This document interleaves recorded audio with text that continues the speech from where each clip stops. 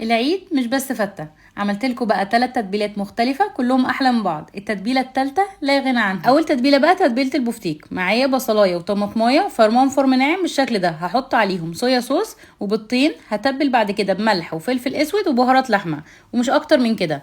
هقلبهم مع بعض وبعد كده هحط نص كوباية من الدقيق وارجع اقلب مرة كمان. هنزل بعد كده بالبفتيك واقلبهم وكده التتبيلة الاولانية تبقى جاهزة معايا. تتبيلة المشاوي اللي ما ينفعش تعدي في العيد، معايا بصلاية وطماطمايه وفرمان فرم ناعم برضو. هضيف عليهم بعد كده علبة من الزبادي، صويا صوص، زيت وكمان خل. هتبل بعد كده بملح وفلفل اسود وبابريكا مدخنه وكمان زعتر فريش، واخر حاجه معلقه كده كبيره من بهارات المشاوي. هقلبهم مع بعض وبعد كده هضيف اللحمه. استخدموا قطعه لحمه تنفع للشوي، انا هنا استخدمت الانتركوت. تالت تتبيله بقى هي كفته الحاتي اللي لا غنى عنها فعلا. لحمه مفرومه عليها من 15 ل 20% من الدهون، هحط عليها بصلايه، انا مش بحب اعصر الميه بتاعتها اطلاقا.